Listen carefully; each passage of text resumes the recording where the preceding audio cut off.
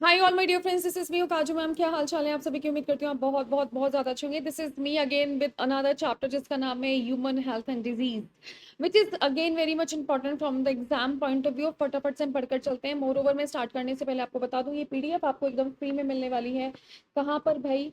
आपके track prep पर मिलने वाली है। तो जितना भी बच्चे ने अभी तक ट्रैक प्रेप डाउनलोड नहीं करा भाई, फटाफट से डाउनलोड कर लीजिए। उसके अलावा अनमोल सर बहुत ही शानदार क्लासेस लेकर आ रहे हैं ट्रैक प्रेप पे, तो अभी तक अगर नहीं डाउनलोड करे तो डाउनलोड कर लो और सब्सक्राइब कर लो। तो फटाफट स्टार्ट करते हैं हम किस चीज़ के बारे में। फटाफट हम स्टार्ट करते हैं हमारी ह्यूमन हेल्थ एंड डिजीज के बारे में कि होता क्या क्या है। देखिए, this is a summary class. तो अगर आप नीट और सीयूटी एस्पिरेंट है तो आप केवल यहाँ पे समरी पढ़ सकते हो और इंपॉर्टेंट पॉइंट्स क्या आपको ध्यान में रखने हैं वो मैं आपको बताकर चल रही हूँ। पीओबी एनसीईआरटी में Anmol sir one by one line by line आपको समझाकर चल रहे हैं। तो अगर आपको बहुत डिटेल डिस्कशन करना है तो you are welcome in POB NCERT class. So health is a state of complete physical, mental and social well-being. Health is affected by genetic disorder, infection, change in lifestyle जैसे खाना पानी बदल दिया, exercise habits, ये सबसे हम health को क्या कर सकते हैं, अफेक्ट कर सकते हैं, अफेक्ट हो जाती है ना। Mind influence immune system through neural and endocrine system, thereby health. By when the functioning of organs or systems of body is adversely affected, it is known as disease. So healthy body, healthy mind का मतलब healthy life से है यहाँ पर। सो disease basically दो type की होती है, इन्फेक्शियस और नॉन इन्फेक्शियस, मतलब कम्युनिकेबल और नॉन कम्युनिकेबल। जो एक इंसान से दूसरे इंसान को हो जाए वो कम्युनिकेबल है, जो ट्रांसमिट नहीं होती, जो विद इन द बॉडी रहते हैं उनको हम नॉन इन्फेक्शियस कहते हैं। डिजीज कौन कॉज करता है आप लोगों का? पैथोजेंस, पैरासाइट्स और pathogens that harm the host.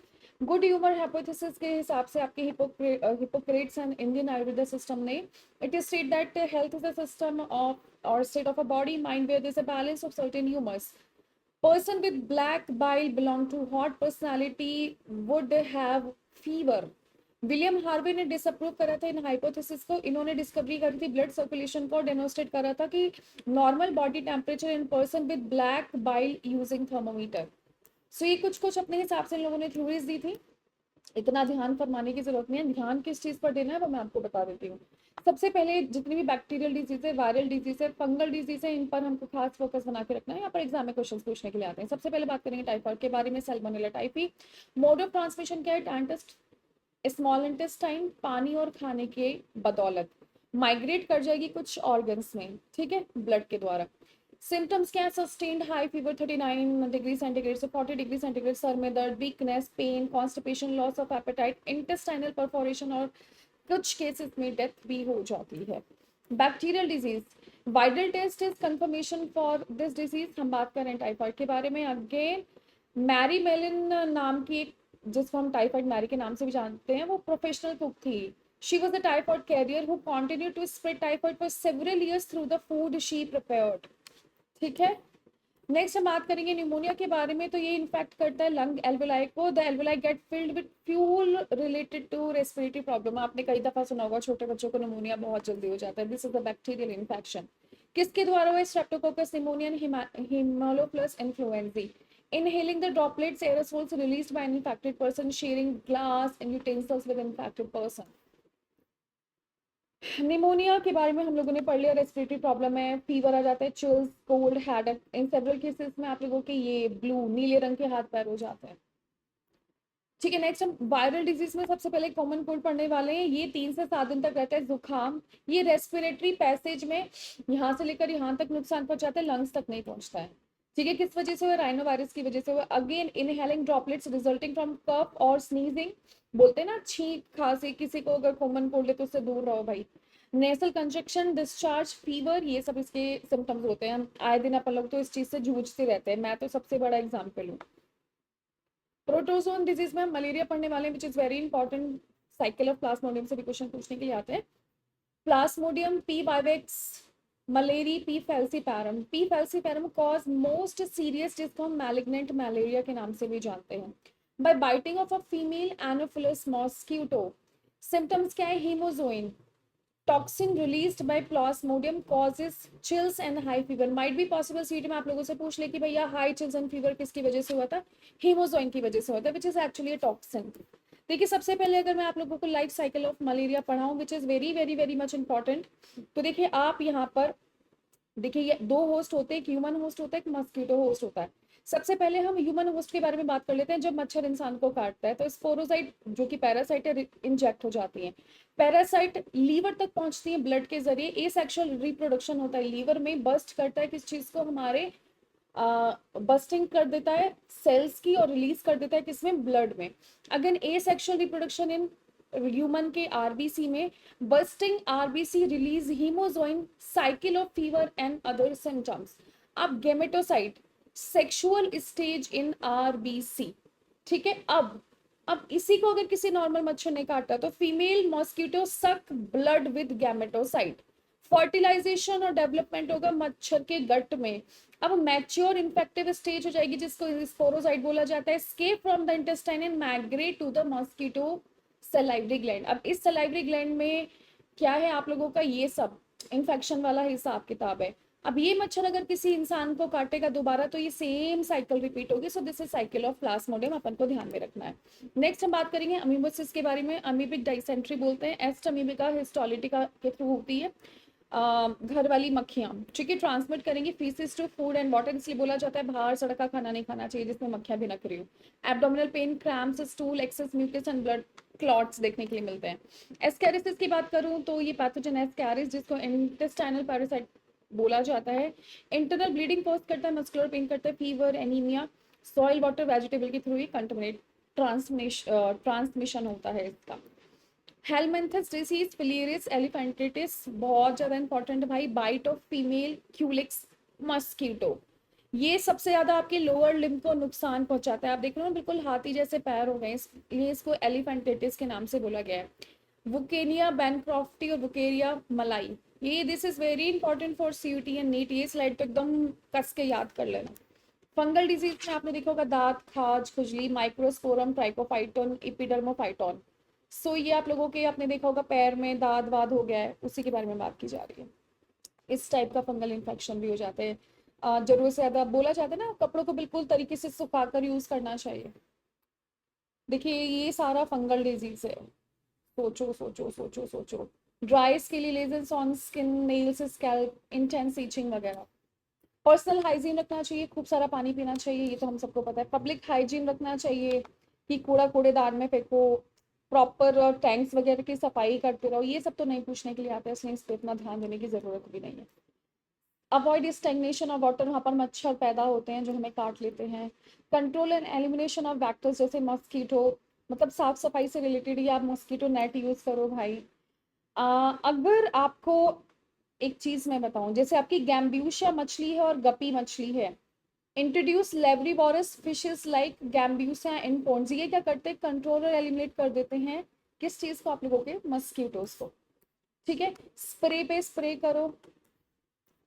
Provide doors and Windows with wire mesh, जैसे जाली लगा लो ताकि मच्छर घर में ना आ सके। सो इससे हम मलेरिया, फिलेरियासिस, डेंगू और चिकनगुनिया से बच सकते हैं। वैक्सीन लगवा लो, ठीक है।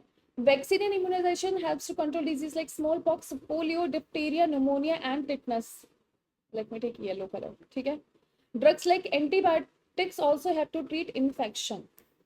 ह्यूमन इम्यून सिस्टम के बारे में पढ़ते हैं। This is again very much important, यहाँ से क्वेश्चंस पिछली बार भी सीटी में पूछने के लिए आए थे। So it is a system that gives immunity to the blood by recognisation, responding, remembering, क्या चीज आप लोगों का, फॉरेन एंटीजेंस, ठीक है।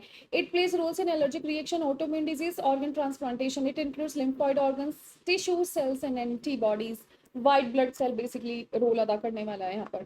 These are the organs where origin, maturation and purification of lymphocyte occurs. Lymphoid organ दो type के होते हैं, प्राइमरी एंड सेकेंडरी। तो देखिए जब कभी भी आप लोगों से प्राइमरी के बारे में बात करें तो यहाँ पर मैच्योर होते हैं, डिफ्रेंशिएट होते हैं ताकि एंटीजन सेंसिटिव लिम्फोसाइट बन सकें, जैसे बोन मैरो और आप लोगों का थाइमस।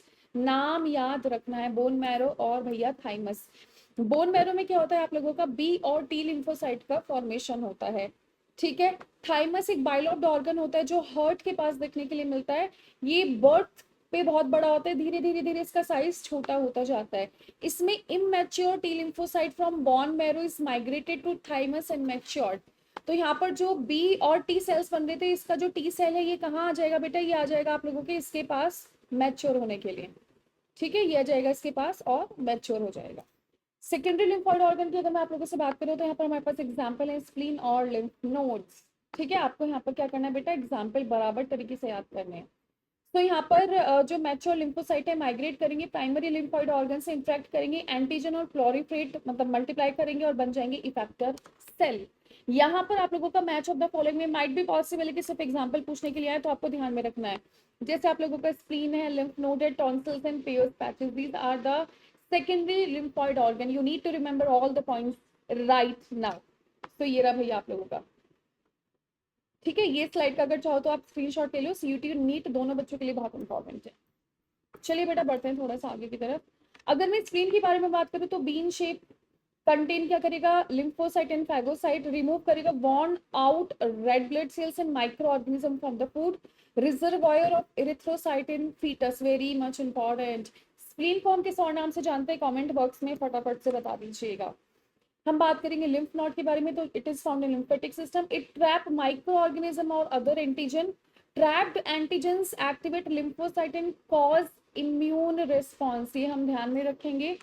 अब हम मार्ट के बारे में बात करेंगे, mucosa associated lymphoid tissues located with in the linings of respiratory, digestive and urogenital tracts, it constitute 50% of lymphoid tissue, this is again very much important. Immunity दो टाइप की होती है, इननेट जो बर्थ के दौरान और एक्वायर्ड बर्थ के बाद, ठीक है। इननेट मतलब नॉन स्पेसिफिक होता है at the time of birth, it provides barrier to the entry of foreign anti agents in our body. चार टाइप का, physical barrier, physiological, cellular, cytokinin.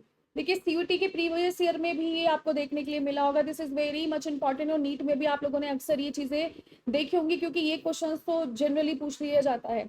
Physical barrier में अपना स्किन है, यहाँ पर ही देख लेते हैं। देखिए saliva antibacterial first line of defence में, टीयर्स स्किन है, गैस्ट्रिक एचसीएल है, म्यूकस लाइनिंग है और गुड गट है।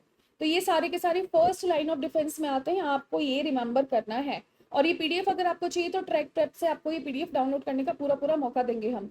Mucus coating of the lining of respiratory, gastrointestinal और urogenital tract to trap microbes. Next हम बात करेंगे किस चीज के बारे में, फिजियोलॉजिकल बैरियर्स में, इसमें गैस्ट्रिक एचसीएल, सलाइवा और टीयर्स। देखिए फर्स्ट लाइन ऑफ डिफेंस में और फिजियोलॉजिकल, फिजिकल, सेलुलर बैरियर्स में क्या क्या आते हैं आपको आंसर पता होना चाहिए। सेलुलर बैरियर में फैगोसाइट, व्हाइट ब्लड सेल जिसे हमारी बॉडी का सोल्जर भी बोला जाता है, यहाँ पर neutrophil, monocyte, natural killer cell and macrophages, आपको प्लीज ध्यान में रखना है। पीएमएनएल मींस पोलीमॉर्फोन्यूक्लियर ल्यूकोसाइट, ठीक है। साइटोकाइनिन बैरियर के बारे में जब कभी भी आप लोगों से बात करेंगे तो वायरस इन्फेक्टेड सेल सिक्रेट है साइटोकाइनिन प्रोटीन, जिसको हम इंटरफेरोन के नाम से जानते हैं, protects non infected cell from further viral infection, ठीक है। चारों के एग्जांपल। एक्वायर्ड क्या होता है, ये डेवलप होती है लाइफ टाइम के दौरान, it is characteristic bye memory, during first encounter of a pathogen body क्या करेगी, रिस्पॉन्स प्रोड्यूस करेगी जो कि लो इंटेंसिटी का होगा और हम जल्दी बीमार हो जाएंगे। सेकेंड एनकाउंटर में बहुत ही हैवी इंटेंसिटी का रिस्पॉन्स होता है, और हम अभी मैं इतना ज्यादा बोली हूँ, पता नहीं कितने बैक्टीरिया मेरी बॉडी में जा रहे होंगे, लेकिन मेरी बॉडी का इम्यून सिस्टम काफी बराबर तरीके से अच्छा हो गया होगा। नेक्स्ट एक्वायर्ड इम्यूनिटी के बारे में जब कभी भी मैं आपसे बात करूंगी तो primary and secondary immune responses are carried out by B lymphocyte and T lymphocyte. B lymphocyte produce करेगा एंटीबॉडी को जो लड़ाई करेगी बाहर वाले पैथोजन से, और टी सेल क्या करेगा, बी सेल को बोलेगा चलकर एंटीबॉडी प्रोड्यूस कर। एंटीबॉडी के पास 4 पॉलीपेप्टाइड चेन होती है, 2 लाइट 2 हैवी, H2L2, ये भी सीयूटी में आपने देखा होगा। 5 प्रकार की, IgA, IgG, IgM, IgE, IgD, ये भी आपको ध्यान में रखना है, ठीक है। यहाँ पर diagram, this is light chain, this is disulphide bridge, ये हैवी चेन नीचे है, एंटीजन बाइंडिंग साइड ऊपर की तरफ है, वेरिएबल रीजन है आप लोगों का लाइट चेन में, कांस्टेंट रीजन है लाइट चेन में, और कांस्टेंट रीजन आपको देखने के लिए मिलेगा हैवी चेन में, ठीक है। अगर मैं आप लोगों से यहाँ पर बात करूँ किस चीज के बारे में, type of acquired immune system, just give me a minute, एक साथ इतना बोल करना गला एकदम। Type of acquired immune response, humoral और एंटीबॉडी मेडिएटेड रिस्पॉन्स, जिसको हम AMI के नाम से जानते हैं, सेल मेडिएटेड रिस्पॉन्स और सेल मेडिएटेड इम्यूनिटी CMI के नाम से जान रहे होते हैं। देखिए जब कभी भी हम आप लोगों से बात करेंगे type of acquired immune system, तो it is the immune response mediated by antibody. Antibodies are found in plasma membrane, so it is known as humoral immune system, ठीक है। यहाँ पर it is immune system mediated by T, यहाँ पे CMI के बारे में बात हो रही है, cell mediated T cells, the body can differentiate self and non self. So ये सीएमआई ग्राफ्ट रिजेक्शन करता है। कहने का मतलब आपने सुना होगा कि हमारी बॉडी एक्सेप्ट करती है कि हमारी बॉडी का सेल कौन सा है, फॉरेन सेल कौन सा है। इसलिए आप लोगों ने सुना होगा जब कभी भी ऑर्गन ट्रांसप्लांटेशन होता है तो मोस्ट ऑफ द केसेस में रिजेक्शन होने का यही कारण होता है कि सीएमआई, यानी हम पहचान लेते हैं कि हमारा सेल कौन है और बाहर से कौन सेल आ रहा है। इसलिए बहुत ही इत्मीनान से सेल ट्रांसप्लांटेशन या ग्राफ्ट रिजेक्शन होता है ना। तो जितने भी ऑर्गन ट्रांसप्लांटेशन होते हैं, ग्राफ्ट ट्रांसप्लांटेशन लगा लो आप, सारे के सारे हम सीएमआई रिस्पॉन्ड को देखते हुए करते हैं कि बॉडी एक्सेप्ट कर रही है कि बॉडी एक्सेप्ट नहीं कर रही है। Tissue matching and blood group matching are essential before any graft और ट्रांसप्लांट। मैंने आपको बोला है किसी भी पेशेंट को उल्टा सीधा ब्लड हम नहीं चढ़ा सकते, एल्स कोएगुलेशन हो जाएगा और पेशेंट की जान खतरे में पड़ जाएगी। इसलिए 36 प्रकार के टेस्ट करवाते हैं डॉक्टर लोग जब किसी को ब्लड देना होता है, राइट। एक्टिव और पैसिव इम्यूनिटी, नेचुरल आर्टिफिशियल, दोनों के केसेस में देख लेते हैं। एक्टिव इम्यूनिटी के बारे में जब कभी भी हम आप लोगों से बात करेंगे, it is immunity in which antibody is produce in host body when the host is expose to antigen living और डेड। ये स्लो प्रोसेस है।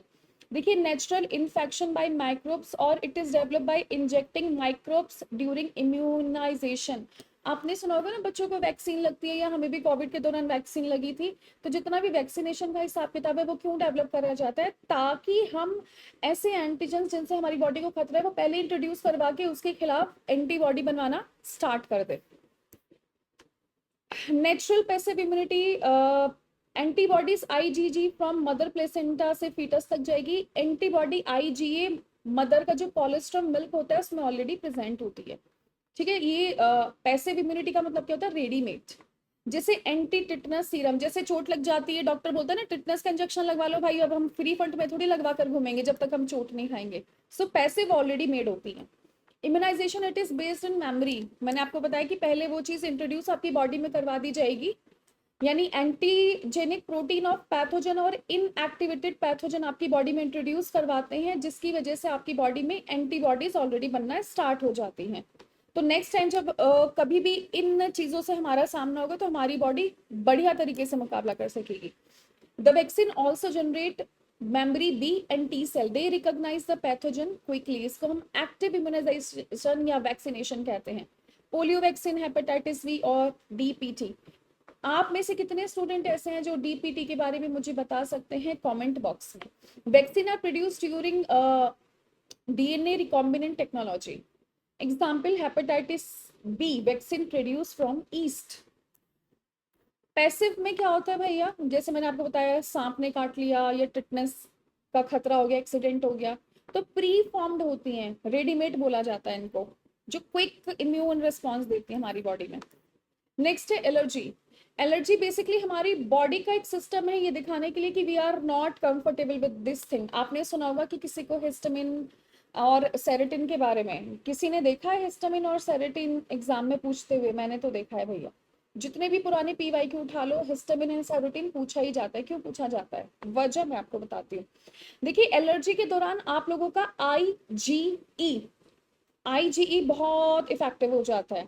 सो आईजीई बाइंड करेगा मास्ट सेल पे, जहां से ये केमिकल रिलीज होंगे जिसको हम हिस्टामिन एंड सेरोटोनिन कहते हैं। ये क्या करते हैं, एलर्जिक रिएक्शन शो करते हैं, और एलर्जिक रिएक्शन से हमें पता लगता है कि something is wrong in our body. So allergy is a good sign जो आपकी बॉडी को बताता है कि कुछ तो टेंशन चल रही है। पॉलन एलर्जी हो जाती है, जैसे मुझे डस्ट से एलर्जी है, मुझे खांसी जुकाम और समटाइम्स मुझे सांस आना बंद हो जाता है अगर मैं बहुत धुएं में चली जाऊं, या जैसे मान लो घर में धूप बत्ती अगरबत्ती भी जल रही है तो मैं सांस भूल जाती हूँ। तो I am having a big big big big issue of allergy. तो ये सब हमारी बॉडी का रेस्पॉन्स शो करता है। जैसे पानी आना स्टार्ट हो जाता है, छींकें आनी स्टार्ट हो जाती है, मुझे सांस आना, एग्जैक्टली ये मेरे साथ होता है, डिफिकल्टी इन ब्रीदिंग हो जाता है। सो बेसिकली ये हमारी बॉडी का रिस्पॉन्स होता है। जैसे drugs like antihistamine, adrenaline, steroids quickly reduce the symptoms of allergy. Asthma is a respiratory disease due to allergy, ये हम ध्यान में रखेंगे।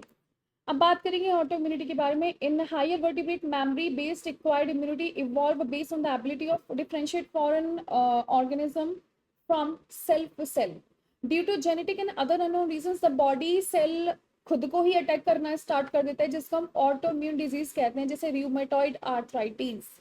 इसमें पता नहीं किसी रीजन की वजह से खुद की बॉडी खुद को ही नहीं पहचान पा रही है कि हमारा ही सेल है, और आपस में मारपीट करना स्टार्ट कर देती है। ठीक है, next which is very much important from exam point of view, that is AIDS. AIDS, it is the deficiency of immune system caused by human immunodeficiency virus. It is a retrovirus with RNA genome. AIDS was first reported in America 1981. In last 25 years, it kills over 25 million persons. Transmission, sexual contact with infected persons, sharing of infected needles, transfusion of contaminated blood and from mother to child through placenta. Transmission, individual having multiple sex partner, individual who require repeated blood transfusion, drugs addict and children born to HIV positive mother.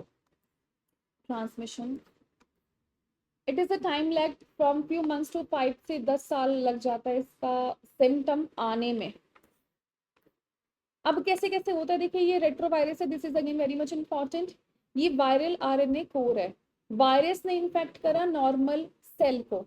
अब viral RNA किस में चला गया, cell में चला गया। अब इसने यहाँ पर रिवर्स ट्रांसक्रिप्शन बनाया, तो आरएनए से किस चीज में कन्वर्ट हो गया, डीएनए में। अब ये किस में चला गया, आप लोगों के होस्ट में।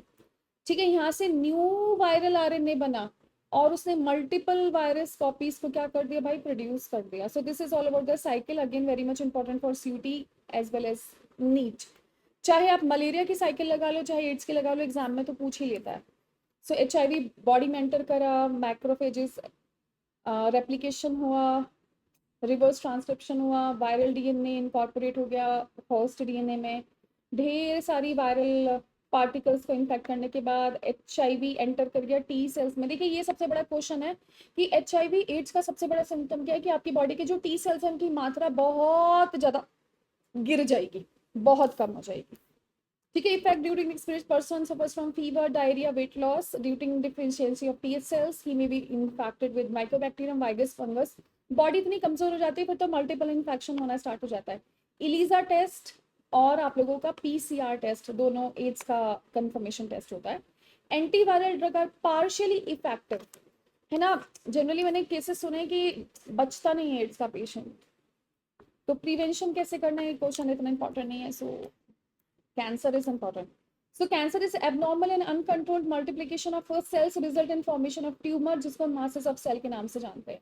Normal cells shows a contact inhibition, contact with the other cell inhibit the uncontrolled growth.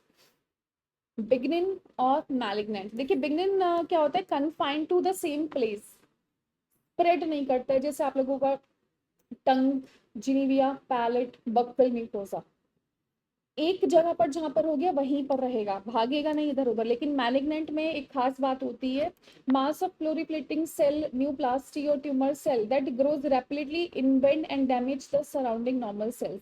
Due to active division and growth they starve normal cells by competing for the nutrition. ये normal cells का खाना खाना start कर देते हैं।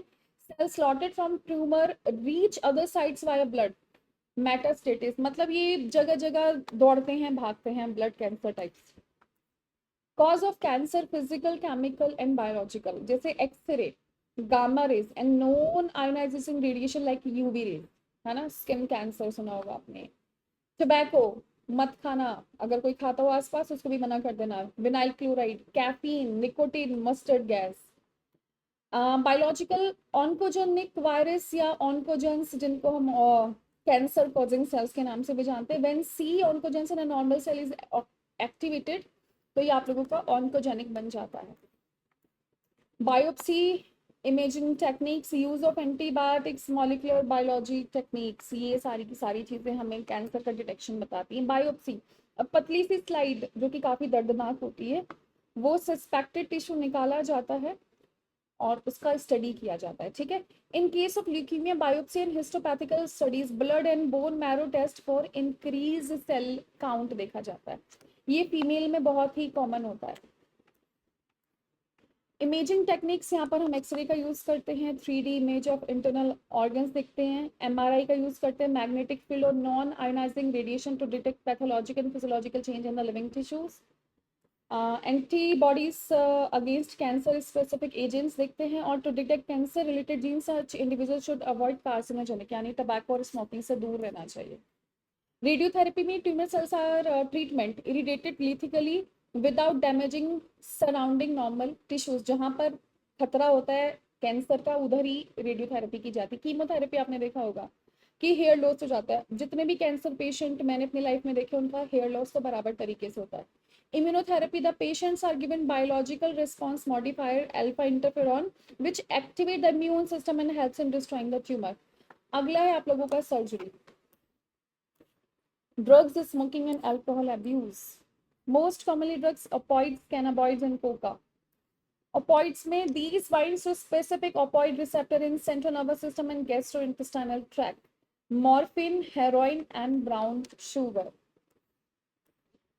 Opioids में सबसे पहले मॉर्फिन के बारे में बात करते हैं। मॉर्फिन एक्सट्रैक्ट किया जाता है latex of poppy plant papaver somniferum. It is sedative and painkiller useful for surgery. Actually ये सारी पहले दवाइयाँ इस्तेमाल की जाती थी सर्जरी के टाइम पर, है ना, पेन किलर है सर्जरी में यूज हो रही है, लेकिन आजकल इनका गलत इस्तेमाल हो रहा है फिजूल में। हेरोइन, स्मैक और डाई एसिटाइल मॉर्फिन, ये भी सीयूटी के पीवाईक्यू में पूछा गया था, जो कि व्हाइट होता है, ऑर्डरलेस होता है, बिटर क्रिस्टलाइन कंपाउंड होता है। एसिटाइलेशन ऑफ मॉर्फिन से मिलकर बनता है। इसको स्नॉट या इंजेक्शन के थ्रू लिया जाता है। It is a depressant and slow down the body function, which is again very wrong. Cannabinoids basically interact करता है कैनाबॉइड, और ये इनहेल या ऑरल डाइजेशन होता है। ये कैनबिस सटाइवा है ना, चरस गांजा आप लोगों ने सुना होगा, उसी के बारे में बात होगी। Cannabinoids, natural cannabinoids are obtained from the inflorescence of cannabis sativa, जिसको हेम्प प्लांट के नाम से जानते हैं। ये कार्डियोवैस्कुलर सिस्टम आपका एकदम खराब कर देता है। कुछ कुछ स्पोर्ट्समैन में ये अपनी क्षमता बढ़ाने के लिए यूज किया जाता था, इसीलिए किसी भी स्पॉट में एक बार ये टेस्ट किया जाता है कि भैया ये ड्रग तो नहीं ले रहा है अपनी एफिशिएंसी बढ़ाने के लिए। कोका अल्कोइड, जिसको कोकेन के नाम से भी जानते हैं, it interferes with transport of neurotransmitter dopamine. Snout किया जाता है, हेलुसिनेशंस देता है, आदमी किसी और ही दुनिया में पहुंच जाता है। Atropa, belladonna and dhatura are also hallucinogenic plants. धतूरा तो I think you all are aware, देखा ही होगा। Drugs like barbiturates, amphetamines, benzodiazepines are used as medical to treat mental illness like depression and insomnia. ठीक है, these are important because these can be act as a medicine, but they are abused. मैं आपको बता रही हूँ ये जितनी भी सारी चीजें डिस्कवर करी गई थी मेडिकल यूज के लिए की गई थी, लेकिन आजकल तो कुछ और यूज चल रहा है, जैसे smoking. Again why people are smoking like too much. Tobacco has been used by human being for over 400 years. It is smoked, chewed, or used as a snuff. It contains many substances like nicotine and alkaloid, which stimulate adrenal gland to release adrenaline and non-adrenaline, causing high blood pressure and heart rate. कोई ऐसा जान पहचान में हो जो जबरदस्त तरीके से स्मोक कर रहा हो तो उसको ये स्लाइड दिखा देना भैया कि कैंसर हो जाता है लंग्स का, urinary bladder, throat emphysema, bronchitis, coronary heart disease, gastric ulcer. Oral cancer भी होता है। हमारी बॉडी में कार्बन मोनोऑक्साइड का कंटेंट बढ़ेगा तो ऑक्सी हीमोग्लोबिन का कंटेंट कम हो जाएगा। तो अगर स्मोक छोड़ सके आपका कोई जान पहचान वाला तो उसको ये स्लाइड दिखा देना, शायद इससे भला हो जाए। Adolescence and drug and alcohol abuse. Adolescence is the period during which a child becomes mature in terms of her attitude, beliefs, and effective participation in the society. It is a bridge linking childhood and adulthood, period of 12 to 18 years of age. It is vulnerable phase of mental and physiological development. है ना, ये सबसे संजीदा as मानी जाती है। बच्चों को क्यूरियोसिटी होती है, एक्सपेरिमेंट्स नीड, एडवेंचर चाहिए होता है, एक्साइटमेंट चाहिए होता है, किसी प्रॉब्लम को फेस करने से ज़्यादा बेटर वो इन सब चीज़ों में घुसना पसंद करते हैं। स्ट्रेस है, टीवी या रील्स वगैरह देखकर थोड़े इन्फ्लुएंस हो गए कि वाओ हम भी कूल बन जाते हैं, but these all are not cool things. This is going to affect you in your life for a very long period of time. Addiction हो जाता है ना, कि हम तो भैया स्मोक, मैंने भी बहुत सारे लोगों से सुना है कि हम स्मोक नहीं करते तो हमसे प्रोडक्टिविटी नहीं आती है काम में, हम अच्छे से नहीं रह पाते। So these all are evils, social evils basically. Dependency हो जाती है, एंजाइटी हो रही है, शेकिनेस हो रही है, नोजिया हो रही है, तो चलो भैया सिगरेट पी लेते हैं, ये कर लेते हैं, वो कर लेते हैं। नहीं नहीं नहीं, इन सब चीज़ों से बहुत दूर रहना है। क्या होता है, अगर आपने देखा होगा कई कई मूवीज में दिखाया जाता है कि भाई अगर कोई ड्रग अब्यूज पर्सन और उसको ड्रग्स छुड़वाएं तो वो एकदम पगला सा जाता है ना, वॉयलेंट हो जाता है, और कई बार लोग डेथ के शिकार भी हो जाते हैं इन सब चीज़ों की वजह से। उनका नर्वस सिस्टम, लीवर वीवर सब खराब हो जाता है। ठीक है, इन सब चीज़ों से बचना चाहिए। Warning, basically drop in academic performance, lack of interest, withdrawal, दुनिया से थोड़ा सा कट आ जाता है कि नहीं नहीं मेरे को तो ज़्यादा सोशल होना ही नहीं है। सोना, खाना पीना, वेट वेट, पर्सनल हाइजीन सब भूला जाता है। ठीक है, मेल्स में क्या क्या दाने बन जाते हैं, मूड स्विंग रहता है। ठीक है, स्पर्म प्रोडक्शन डिक्रीज हो जाता है, किडनी लीवर खराब होने के चांस हो जाते हैं, कई बार ब्रेस्ट डेवलपमेंट भी स्टार्ट हो जाता है। और फीमेल में क्या होता है, फीमेल में मेंस्ट्रुएशन साइकिल खराब हो जाती है, थोड़ा दाढ़ी वाड़ी आना स्टार्ट हो जाती है, मूड स्विंग्स रहते हैं, ये सारी की सारी चीज़ें देखने के लिए मिलती है। ठीक है, सो this is all about prevention and cure. क्या करना चाहिए भैया, एजुकेट करना चाहिए, सारी की सारी गलतियां बतानी चाहिए। और सबसे कमाल की बात होती है कि this is a help from your parents and your teachers. अगर आपको कुछ ऐसा लग रहा है कि आपने बाय मिस्टेकली ये चीज़ें कर ली हैं या आप इन चीज़ों से बाहर आना चाहते हैं, so you need a counsellor.